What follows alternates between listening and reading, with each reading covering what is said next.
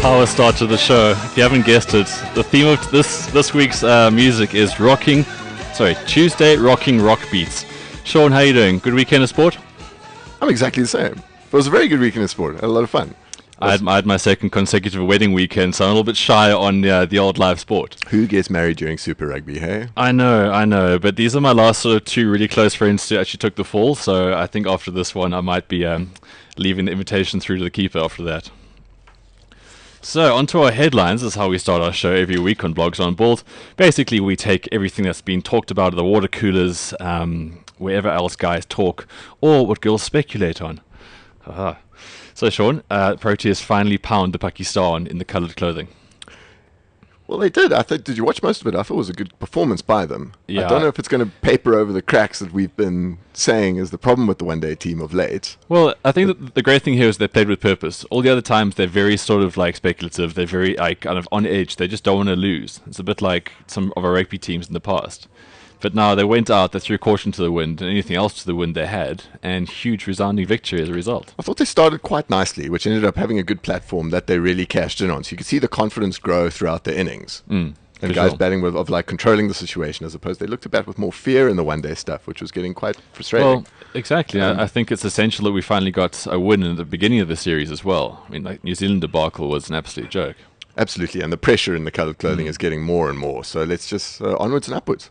Completely. Next up, France still winless in the Six Nations. Now, how long is it going to be before we start really questioning Philippe Saint-André's job at France? The thing is, like, you can't actually question France, because then if the All Blacks had to rock up there next week, they could probably give them 20 points, because you just never know. And those old cliches just ring true with them. They were so good against Australia and whoever else they played at end of year, but now not a single win. Yeah, they were good against Samoa, and it was a cracking test match against Argentina in autumn as well. And then they pumped Australia. But then, with all the changes that he rings in the side, I just think Saint-André is just more French than French, if that makes any sense, you know? Makes Livermore look like a really patient builder of the team sometimes. Yeah. You know? I just see all the combinations getting messed around. I just don't see him building a team properly. So I think until he gets to that stage with some consistent selections, not some weird substitutions, my patience, I'm a bit of a Francophile when it comes to them, because I love... A bit of a what? Francophile. Okay, here we go. Word for the day already, Ben. Exactly. Look at that. In the headlines, you're already cracking one off.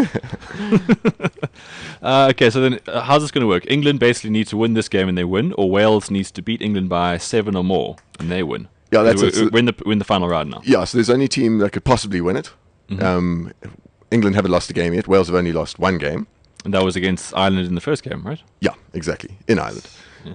Nice one, Ben. I know You're watching the rugby up north, rugby. aren't you? I take it in by osmosis. Yeah. So basically, if Wales win by 7 points or more, they win the Six Nations. But of course, England will be really gunning for the Grand Slam. Okay, well, I'm quite excited. I've got no weddings this weekend, so I think I'm going to watch it all. I'm going to binge on sport this time. It's nice timing. The last game of Super Rugby is on at 5 o'clock, the Sharks and the Brumbies, and then Wales and England kicks off at 7. So fantastic. So it works quite nicely. A lot of games have clashed, and you've only been able to catch a bit of them. Okay, well, we're not going to go into the headlines of the Super Rugby results, because we're going to get to that during your written feature of what we can learn from round 4. But two big things that came out of this last weekend was Habana out for 10 weeks and Percock out for 6 months. Now, that 6 months is the really telling one here, because he misses the entire Lions tour now. It's a pity, hey. I really feel sorry for him, I must say. It's like, that's a real once-in-a-lifetime chance, the British Lions. Jake White's pretty lucky that he's got another fetcher in the squad, having brought in George Smith. Quite ironic. This is the week that George Smith gets brought back, and Pocock is now crocked for 6 months. I know, so it just kind of worked quite nicely for his favour. Now that Jake White is admiring Fetcher's play, which is a little different from how we know him. Yeah, how about that, huh? Do you think it's going to have anything to do with that he started admiring Fetcher since he got glasses? Or since he stopped drinking so much beer? We can speculate that on all day. On to the other Aussie national sport, which is bar brawling. Digby Ione suspended for a week. Like, Campo touched on this yesterday on Balls during the afternoon show. It's like, when do these guys ever learn? Like, I know it's a culture to act like that, but it's just going to impact so badly on your career. I mean, all these guys are the same. Curtly Beale, after a couple of boozes, he also gets into the fisticuffs. Absolutely. I mean, it's like such a culture. It's not a Australian Super Rugby tour of Cape Town unless there's a broken bar stool somewhere on Long Street in the middle of the night, you know. Also, I read the quote in the week that They said that Digby was suspended, this is from the Reds Rugby Union, because he failed to behave in a way that was expected of a senior player. I think it's exactly what I expect of the senior player. Exactly. Yeah. I'd love to see the guidelines put down. You reckon the Aussies even have those? I'm really not sure. There's probably like grey areas, and that's just like slapping your sister and all those kind of things. And I suppose, but apparently the guy who pressed the charge or came out about this, he sustained a leg injury. He's from the brawl. Yeah, so that they always go into deep like sort of criticism of these guys and how they sort of injured these innocent bystanders. But again, at the same time, I think in Australia, Aussie rules is the top sport. I think rugby league, and I think rugby union guys aren't quite as well known. So maybe they get picked on. Who knows? It's a very good point. Maybe there's a reason these guys are always in these altercations. What, you think they're viewed as like kind of the sissies of the bar because they're rugby union players? Kind of like New Zealand cricketers. It's also a little bit of, they need to sensationalize it a little bit in the press to have some competition with Aussie rules and rugby league as well. Completely. Moving on to the Laureus Awards. That is the big awards ceremony thing where all kinds of sportsmen get awarded for greatness in sport, from disabled athletes through to the able-bodied, through to teams, Lifetime Achievement Award, breakthroughs, and all that kind of stuff. I'm just going to pick up on 4 of the big results here. Sportsman of the Year, Usain Bolt. I think that has to be fair. Yeah. I think we've discussed Usain Bolt's achievements and what kind of impact it has in the world, and I think it's fair for me. Yeah, when you look at the Olympics, sure, it was huge. Usain Bolt stood out, 100, 200. But then Jessica Innes, who was England's big, she was the pentathlete. Yes, that is right. Eh? I think it's the heptathlon. Or she the heptathlete? My Latin's not good. Is Latin right? I get hazy when it gets around there. Between the two, I'm not sure. Yep. Anyway, Jessica Innes picked up Sportswoman of the Year. Unlucky for Stuart Broad. Must have been in the top 3. Had to be. An interesting one for me was the Team of the Year went to the European Ryder Cup team. Well, who do you think would have been contenders for it? Proteas Test match team. The problem is, do you isolate the team for the Team of the Year of Laureus? Do you isolate the formats of cricket for it? I'm not sure they do. Well, I know Australia won it years ago, but I'm not sure it had to do with just the test format. Well, look, it's an interesting thing because if you look at teams, right? Teams play all year round. This Ryder Cup team came together for 4 days. Okay, look, it's a brilliant 4 days. Like I'm all behind them winning it, but it must be an interesting sort of criteria in how you go about that. Real Madrid, Barcelona, these guys obviously achieve things throughout the year, but to pick a golf side is very ballsy, I think. It is ballsy. I think it's quite it tunes into what we talked to last week as well, of how we treat like match play like that and how great a team sport golf can be. Completely. So in that sense, I'm really, really glad that was awarded, because that was one of probably the most thrilling team sport moment of the year for me. I feel I'm making some breakthroughs here in you Sean. You're going from a non-golfist to somebody who appreciates the finer things of it. Breakthrough winner was Andy the Ginger Murray. Does it have to be? Who else could it be? I suppose it was, because there was there was like a real big 3 that had formed, and so it was looking pretty impregnable at some point. So I suppose winning the slam there and the Olympic medal as well. Look, I think it's hard enough that you're playing against the likes of Nadal, Federer, Djokovic, but then to also be a Ginger in a sunshine-based sport, I think that's also, hats off to him. With your mum in the crowd as well, constantly. With your mum in the crowd giving you death stares. I reckon that woman was on EastEnders. You know what EastEnders is? That really bad sort of working-class drama in England. And someone pointed out to me the similarity between Murray and his mum to Beavis and Butthead as well. Well, she does look a bit like Beavis. She does. She's just a slightly better jawline. Okay, our final headline of things that we're talking about this week is Tiger is back in the winner's circle, having won that WGC event, the World Golf Classic. There's like 4 or 5 of them throughout the year. Basically, it's like the greatest field in golf comes together, and he pulled out all the stops and won by 2. He did, and McIlroy made the cut for this one as well. McIlroy did make the cut. He wasn't really in the running, but the good thing is he kept the ball in play. So, yeah, good for Tiger. It's the great thing about this early part of the season is that it all builds into the Masters, okay? So what they do is they play in the sort of East Coast where the weather's okay, and like those tropical kind of regions, or California. No, sorry, they play both sides. Yeah. Forget that comment, that's just stupid. So what they do is that they play these really big things, like there's, I think, 3 world golf titles, so the best are playing, so it's a really good form guide. That's why the Masters is probably the most hyped up of all the majors. And Tiger traditionally has done very well there, even though he often throws his clubs there, because he gets really frustrated, because it's a course that really suits him, and it has suited him. It was his first real breakthrough win, the first major, back in 97. So, look, he always goes into it as a favourite, and I think with this win firmly behind, he's definitely going to be favourite. And in keeping with that, we're going to dedicate our first actual song of the show to Tiger. Steel Panther now with Just Like Tiger Woods. We're going to the best of the tweets. We've got some great Ashes pre-Ashes spats, and of course more headlines around what's been happening on the internet. Just like Tiger Woods, oh yeah.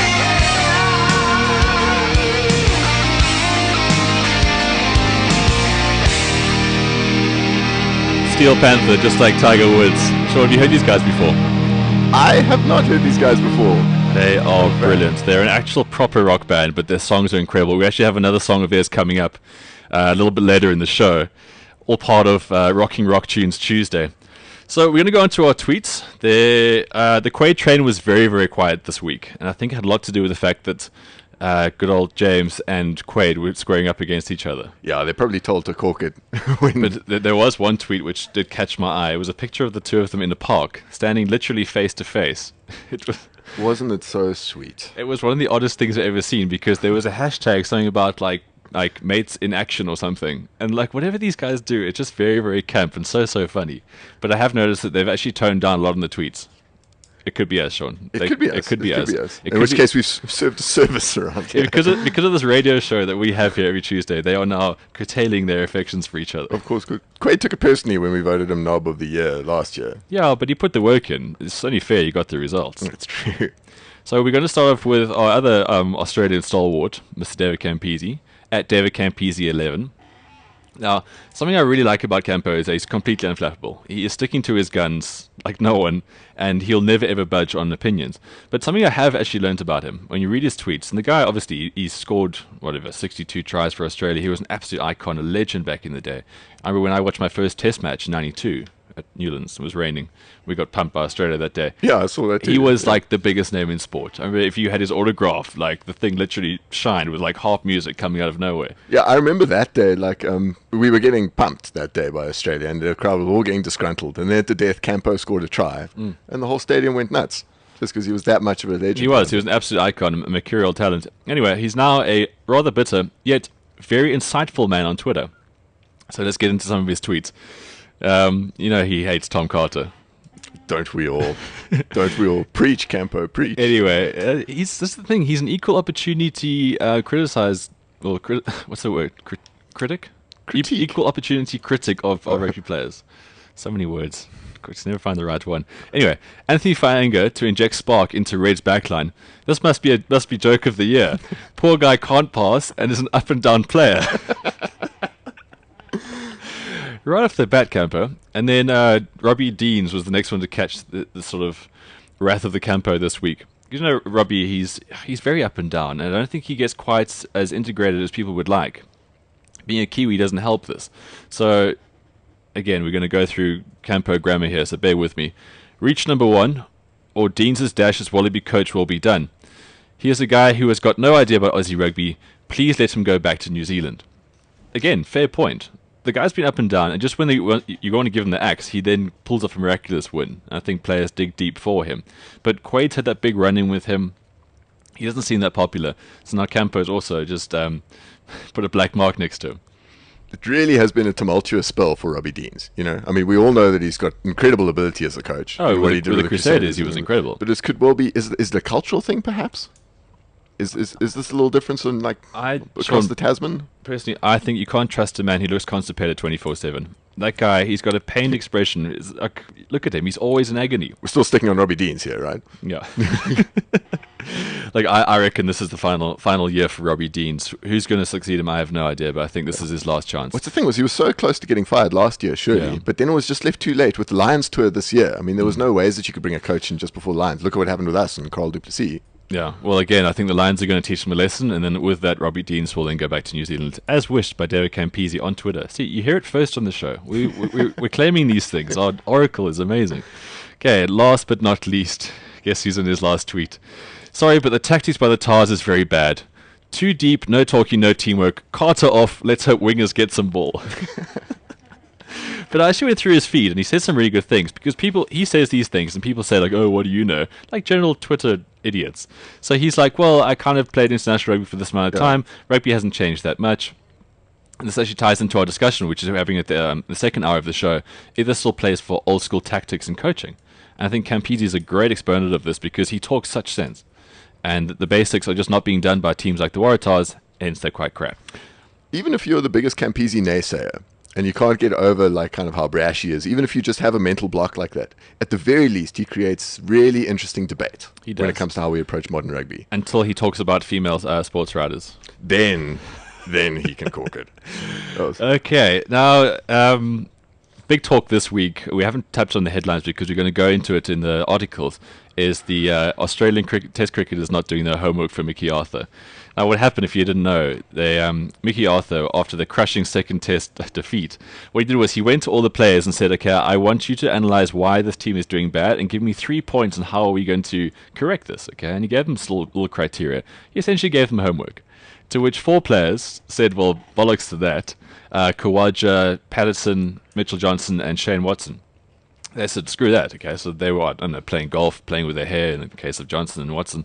So then they got canned from the team. They can't play in the third Test. Watson himself has actually gone home, and they say he's contemplating his future, which is basically like saying, "I can't wait for the IPL." So from Alt Cricket sent this tweet. Now this is quoting Mickey Arthur in the response to these bits of homework. "A few guys have written fantastic emails. Some guys put notes under my door." And then Old Cricket says, "And with that, my mortgage goes on England to win the Ashes." Now, Australian team is not great, and I'm going to emphasize how not great they are with Shane Warne's tweet about the team he would pick for the Ashes. Okay, at Warne 888, my Ashes team: 1 Watson, 2 Warner, 3 Marsh, 4 Clark, 5 Wade. That's the keeper, right? Yeah. 6 Moises Enriquez, 7 Faulkner. Yeah. Who are Faulkner. these guys? 8 Maxwell, 9 Coulter Nile. That sounds like a cocktail, not a Test cricketer. 10 Pattinson, 11 either Lyon or Siddle. How weak is that side? It is not instilling fear. And Warney's the guy who's really at the coalface of Aussie cricket, so he would be able to pick who he thinks will take it to the English. But that side, I mean, Wade at 5. That's not a... Wade at 5 I'm not getting. He's And not whereas- a number 5's arsehole. And as we were saying beforehand as well, how Enriquez becomes the automatic choice. He is. And He's like the guy who has automatic- to deliver. Yeah. It's like cornerstone at 6. They've been working in this series with like what I think is like 4 opening batsmen to try and see off the new ball before Michael Clark gets in. Between Warner, Hughes, and Warner, Hughes, and Watson. I really It's- feel for Michael Clark. I really do. Like Marsh, he had one good IPL. He had a string of ducks against a real makeshift Indian side. And Watson is, as I say, contemplating his future. So this brings us into probably one of the funniest sections of Twitter now, because okay, if you didn't know, the Ashes is probably the biggest Test match confrontation. The problem is that it's probably going to be contested between the 3rd and 4th best teams in the world right now. Normally the Aussies are really good. In the recent years, England have really fought back. So it's been a really great, like ding-dong 5-Test series battle. So now we've got someone like Michael Vaughan, ex-English Test cricketer Michael Vaughan. So now he's loving the fact that Aussies are really taking it in India. So he sends out a tweet at Michael Vaughan on Twitter. "What do you call an Aussie with a bottle of champagne?" A waiter. That joke is so old and so bad. But Michael, taking this, he thought, okay, great, I'm going to throw this out there. Ever the opportunist on Twitter, and still my favorite cricketer, ex-cricketer, at Richie Benno _, he then retorts with this. "Michael, at Michael Vaughan, who do you call a batsman when ticker is needed, averages 17.6 in ODI team losses?" Michael Vaughan. He then goes on. Now, Richie's not known for his tirades, but he does a pretty good one here. Again, he's talking to Michael Vaughan at Richie Benno _, who gets picked in the English Test team with a first-class average of only 36, due to whom Daddy knows. Michael Vaughan. Ouch. There's a third one on this conversation at Richie Benno _, who averaged 10 more than Michael Vaughan in Test versus South Africa. Richie Benno. So anyway, Michael Vaughan continues to go on with this, and now he's sort of plagiarizing tweets from Richie. He then takes this picture that Richie put on of Bill Gates giving this dodgy PowerPoint presentation. At the bottom of the picture, it says at Richie Benno _. So then Michael says something lame like, "Oh look, it's Australia's new number 3 batsman" or something like to that effect. To which It was the idea of Stephen Finn is going to be the new number 3. Stephen Finn scored a 50, and no one really cares about that anyway. So then Richie replies, "Oh, so now you're stealing my pictures as well." It went further because Michael Vaughan. Sean, have you got this tweet to Michael Vaughan and Shane Warne? Sorry, Michael Vaughan and yeah. So Michael Vaughan was then just baiting more Aussies, to which Shane Warne came back with also quite a good reply. He said Michael Vaughan's going about the fact that England is so strong they're going to kill the Aussies. Yeah, it was spurred off. I ran into this just in the middle of the night somehow, like on the weekend, because I have no life and this is what I do. But I was following the New Zealand Test match where England were holding on surprisingly after New Zealand had really kind of dominated the first 2 days of play after the first day was rained out, and I saw Michael Vaughan tweet, "Tell you what, if Finn was an Aussie, he'd be batting in the top 6.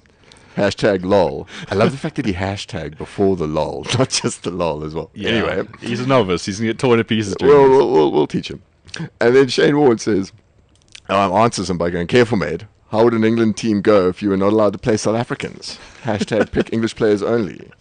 So I reckon in the watch, I mean, Twitter is going to be very, very fun as a neutral during the Ashes. It's going to be really, really great. I can't see Australia winning, especially with it being in England. But still, this is going to be one hell of a good series. Yeah, and I think some of the banter is going to be world class between them, and so that's going to be one to watch. Shane Warne versus Michael Vaughan on the Twitter feed. It is. We're going to have a full-on discussion about this to preview the whole Ashes Test series because it's Test cricket at its best. We've got 5 tests rather than these dicky 2 or 3 series that the ICC sort of offer us. So that's going to be an absolute cracker, which we'll get into. We're going to finish off the tweets this week.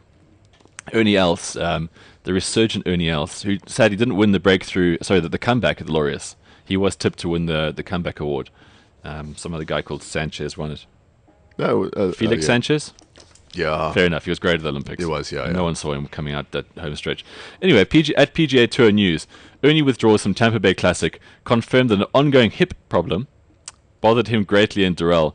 Now, Loose Impediment, he's my go-to golf guy on Twitter, at Loose Impediment. He works for Golf Digest. He's assistant editor there. He replies back saying, "Sure, it wasn't a hip flask problem." Sharp. The jokes are always good on Twitter. I spent the weekend with Loose Impediment out at Fancourt for that BMW Golf Cup International. And how was that? It was such a great event. Mr. Gary Player was there. The guy is such a pro. I'm just going to take a couple of minutes to actually No, please honor share his Gary wisdom with Player, our because listener. if you notice, there was no tweets for Mr. Player this week. He was too busy with us. He wasn't drinking with us, but he was there in the mix. Guy's such a legend. So it was a lovely first 2 days. We played the links in the morning, and then the actual participants in this golf cup played their final round. And then in the afternoon, Gary was to have a clinic where he basically stands on the tee and he just sprouts off all kinds of wisdom while hitting different shots. He's such a performance artist, really. There's no other way to describe the guy. He's just an artist. I'm sorry, he gives his pearls of wisdom while playing shots. He does. He's hitting balls and telling you how he was poor and did sit-ups and father at the war and This stuff. sounds like extraordinary theatre as well. He's a multitasker of note. So anyway, as Gary starts, it starts bucketing down, like driving rain, proper driving rain. And like we were just saying at the time, what other golf pro in this country or in the world even would go through that? People would be like, "No, it's raining, let's go back to the bar and have a beer, we'll come back." Gary just put on like 2 wet weather gloves, put his rain jacket on, his caddy was drying stuff, and he just went on like there was nothing happening. To which he was saying things like, "I like the rain, because it's so hot today and we need the rain." Like, he's just such a nice old guy. And then from there, he then told us all kinds of stories. I got to interview him. We don't have the sound clip for you this week. We're going to put it together for you next week. And then he went to the black tie gala event, and he had a photo of literally every single person there. Like, the guy's in the middle of his main courses, like half of Asia just pops up and they were asking him to sign everything from like tablecloths to like the menu. I'm sure one guy pulled his shirt, like untucked his shirt and said, "Sign here." Like, it was just incredible. Oh, of course. Anyway, Gary gushing aside, we're going to take a song. We've got some Pearl Jam for you now. And we're going to come back with the articles that we most enjoyed this week. Listen to BLOGZ on Balls. Here on BLOGZ on Balls, Better Man. No coincidence we played that one after gushing about Gary Player so animatedly.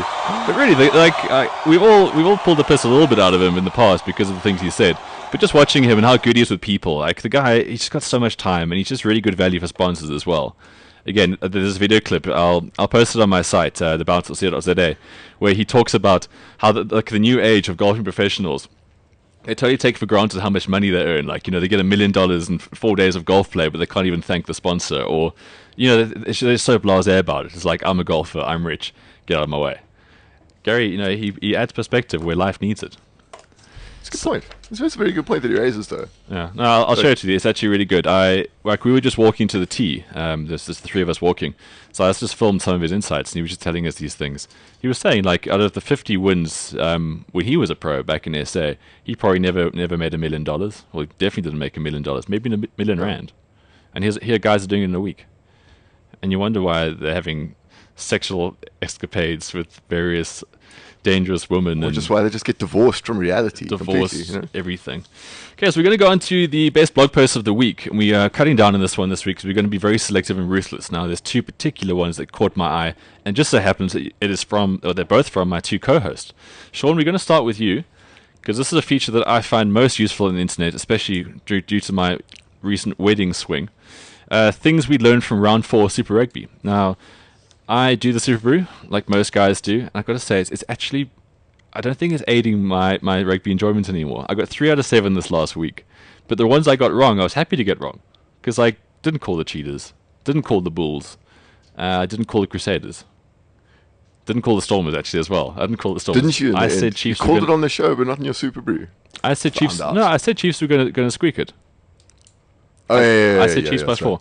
Anyway, so I got 4 wrong, but they were great to get wrong. But then everyone in the Super is like, oh, your picks are crap. That's the thing. It's just, if I can tell my listeners one thing, please, please, please, if a Super Rugby upset is on the cards and I'm enjoying it, please don't try to make me feel guilty about your bloody Super Brew. Yeah. It's like the Cheetahs are running away with it and people are going like, oh, this really stuffs up my Super Brew. I couldn't care. No, exactly. People actually lose the point. Super Brew is a fun side game, okay? It's not the primary interest.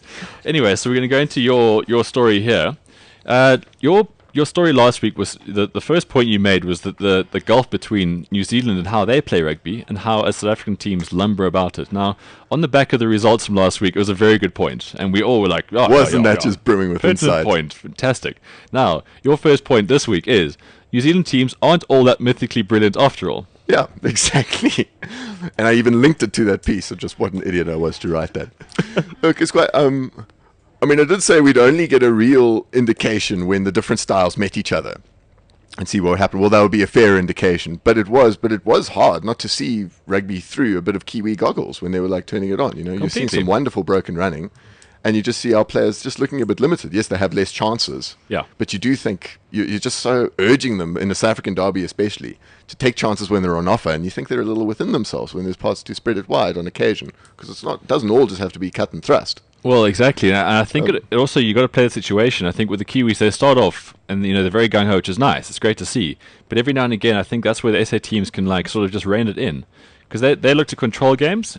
Kiwis look to run away with the games, and that's the great thing about Super Rugby is that you get this great contrast. Where the Aussies fit into this, I'm not entirely sure. They're just sort of stuck in that middle. We'll see. To be fair, we'll only see when the vintage comes, like especially with the Brumbies and Reds, when they start playing the other sides more. At the moment, they've just been mainly fiddling around with derbies. Apart from the Hurricanes game, they've just been really playing with the Force and the Rebels and the Warriors. But that's what's nice about the Sharks-Brumbies game, which I'm really excited about this week. Absolutely, and that's pick of the week. Well, it's not pick of the week. So, but yeah. just on your point here, and I think we are all very quick, and me included, we are so quick to gush about how fantastic and fast and flowing and rhythmic and beautiful New Zealand rugby is. But we must also just not forget the fact that we have different players. We have got slightly bigger players as far as in the mold of strength rather than speed.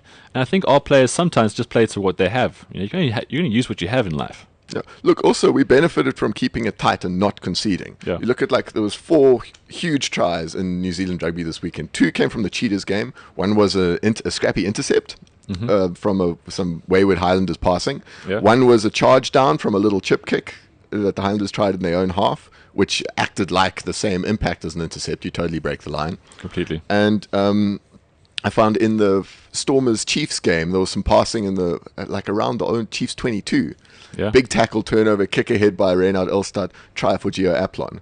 And even in the New Zealand derby, get this, the Crusaders in a scenario, 5 minutes left or 6 minutes left, 6 points up. They've already scored 4 tries. They've already secured the bonus point. And then their own half, first phase, they win the line out, spread it wide loosely, and it turns out to be an intercept. Gifted the 7 points to the Hurricanes and the win.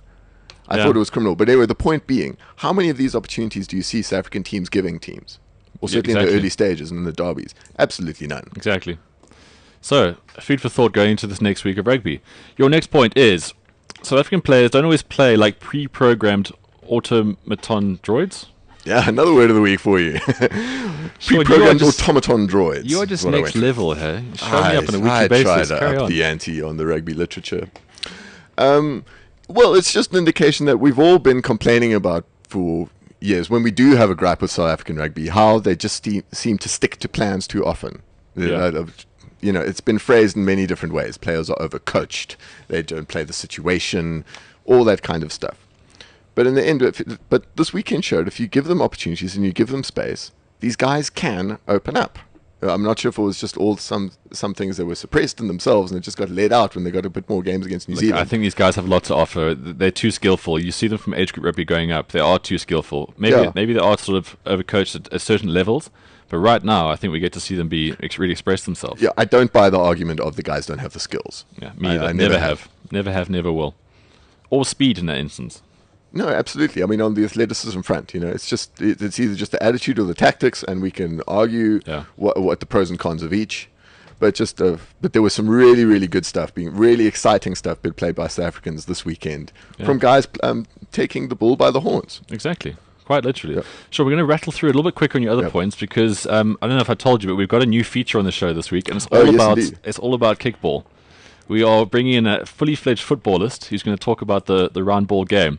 So your next point here, and I'm not doing this piece any misjustice here. If you go on to simplysean.co.za, you can read this piece in its entirety. Your next point is: are the Sharks the new Stormers? I particularly like this one. Well, it's just an interesting point, isn't it? If you look at it, if you look at the Stormers last year, they won most of their league games, were criticised for not scoring enough tries, and it wasn't enough thrust to take them to the next round. The Sharks are showing very similar qualities at the start of the year. They are, and Plums even actually mentioned it. He just said they're just too scared to lose. I mean, to not score a try against the Kings. So I think this is a scenario that needs to get turned around for them if they want to be real contenders to win the tournament. It's all very well good saying, yes, they got the points, job done. But as we saw last year, you need a bit more if you want to win the whole thing. Completely. Your next point is, for the moment, the Kings can tackle for 80 minutes. Well, who would have thought a couple of months ago that the Sharks would go to Port Elizabeth and only score 21 points?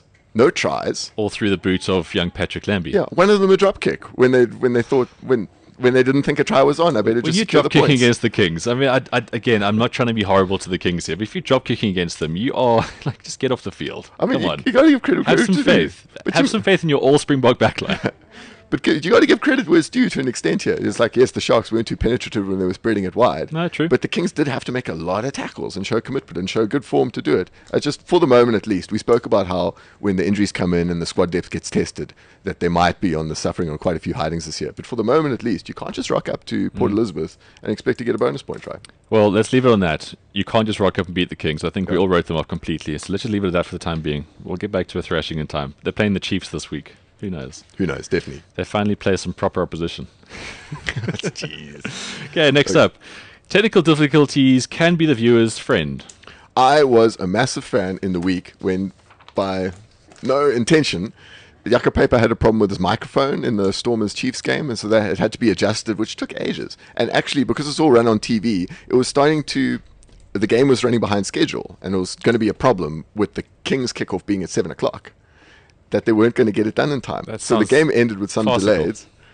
Yeah, so the game ended with a few delays, and we had to cut the man of the match presentation, and we just went to kick off the next game. Oh, damn. Do we miss those pearls of insights from the man of the match? For how to see 110 different ways to say 110% in the post-match interview, and just to see them, I loved it. I thought it was a breath of fresh air, and more of that, please. Just one rugby game after the other. Yeah, well, geez, a lot of things were said about Jaco Paper and his mismanaging of a match over the weekend. Was he that bad? It was a hard game to ref, and there was quite a bad. Well, yeah, it was quite a bad decision at the end. In fairness, I must say, I'm not sure it was the reason that the Chiefs lost, but it was a dodgy decision at the end for the Gerard van den Heever turnover, and that led to a Stormers penalty, so they can kick it out for the 2-point win. Well. Good game, though. Good result for the Stormers. They finally win 1 from 3. They've got a bye this weekend, but they take on the Brumbies the very next week. So look out for them to make some more steady progress. My favourites. Okay, Sean, we're going to go into at Sport Billy Says' column for the week. Now, we led with a story about the Aussie players didn't do their homework. Now, Shane Watson obviously is the biggest profile here. He is their best player, there's no doubt about it. If he doesn't play the Ashes, they might as well just walk out with a white flag.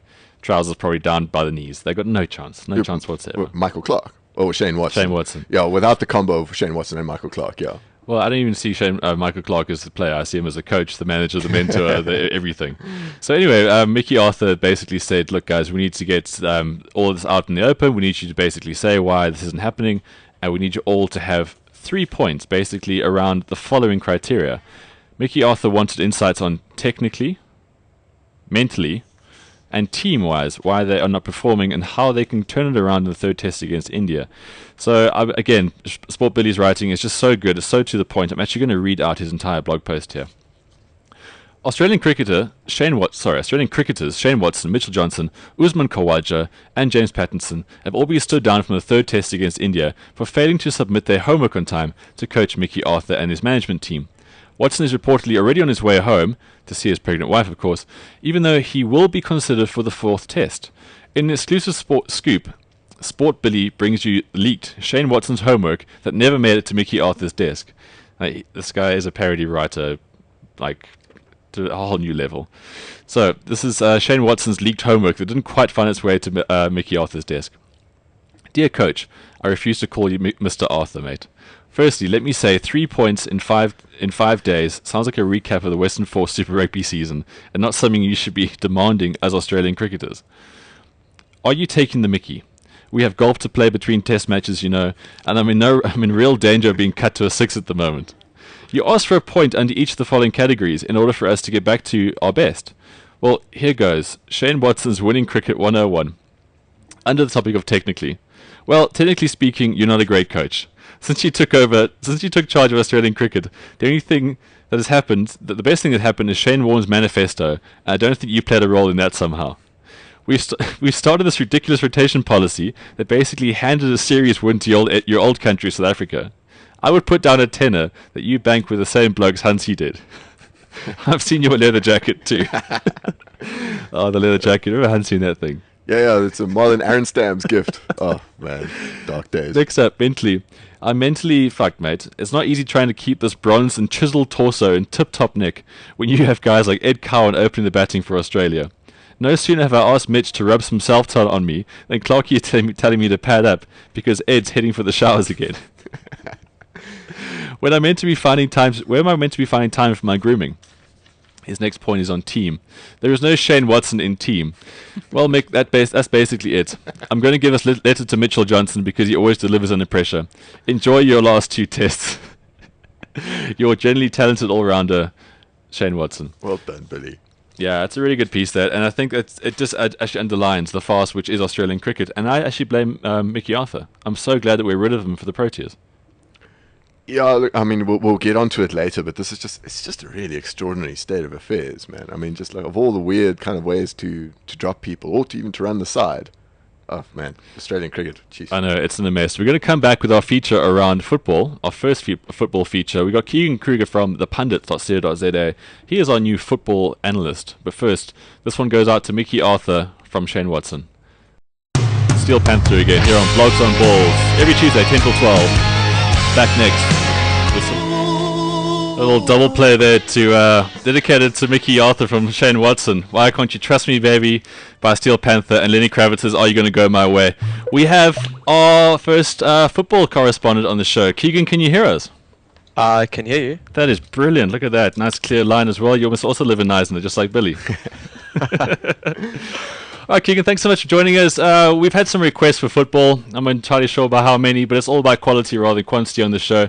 So it is something that we neglect, not because we hate the game. It's just that, well, in South Africa, I think rugby, cricket, golf, and a couple of other spicy things involving Australians does generally get our attention. So you are essentially, would you say like football is your first love? Yeah, I would say it is. It's really close between that and rugby, I guess. Keegan, that is a particularly good answer, seeing as we now have you as an expert. Cool, so what's happening this week in the round ball game? This week we've got quite a big Champions League week. We've got AC Milan and Barcelona tonight. Okay. Tomorrow we have Arsenal take on Bayern Munich. Okay, Keegan, well, what we're going to do in weeks coming up, we're going to get basically a little rundown, and then we're going to get your insights on a couple of points within this. Now, Sean and I are not completely illiterate when it comes to football. So just take us where we are right now in the Champions League. And we know that Man United obviously lost last week, and that was a really big... well, it was a really big talking point, obviously, with the Turkish ref and the sending off and all that kind of stuff. Who's actually like the favourites now going forward?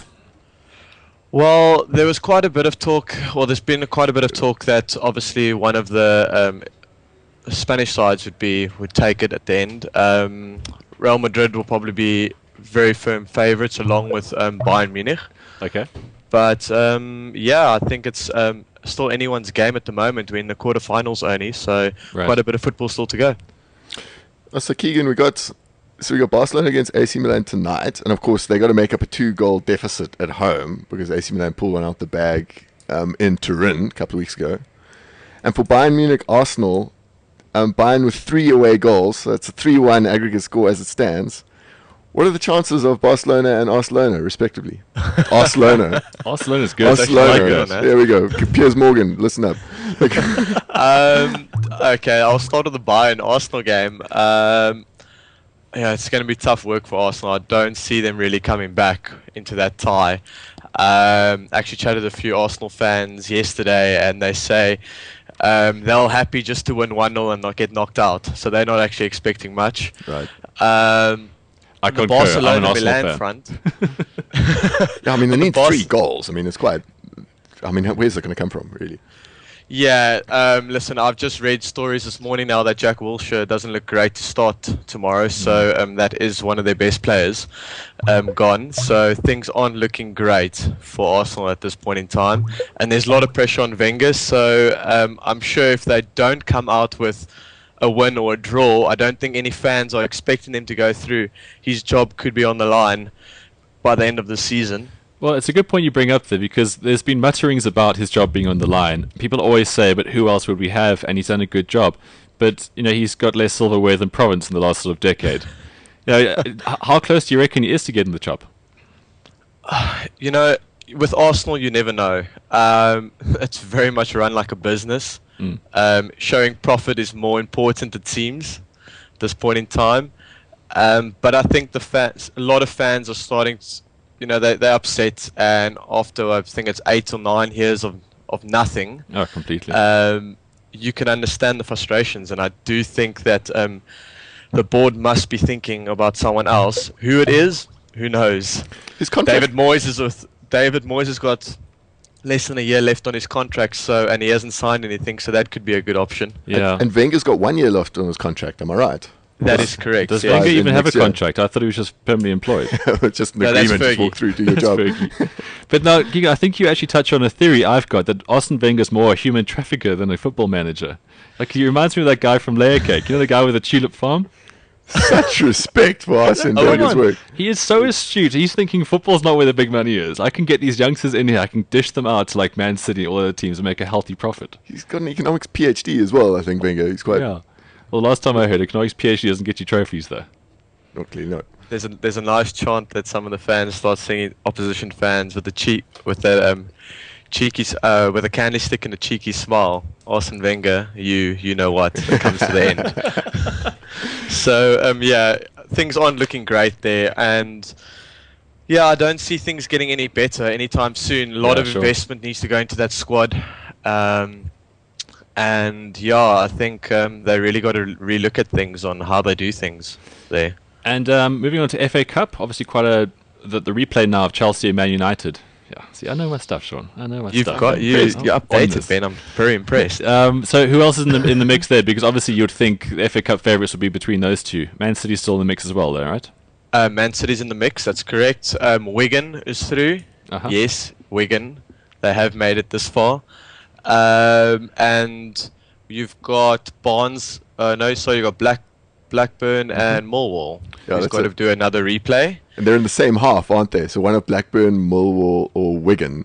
Blackburn, Millwall, or Wigan will be in the FA Cup final. That's correct. Oh, So it's a fairy there will be a tale story. finalist from those three, and whoever comes out of United and Chelsea will end up playing against Man City. Yeah, Great. isn't that two even sides of the draw for you in this tournament? But it's so great having an underdog in the FA Cup because it is essentially that kind of story. It's the fairy tale story.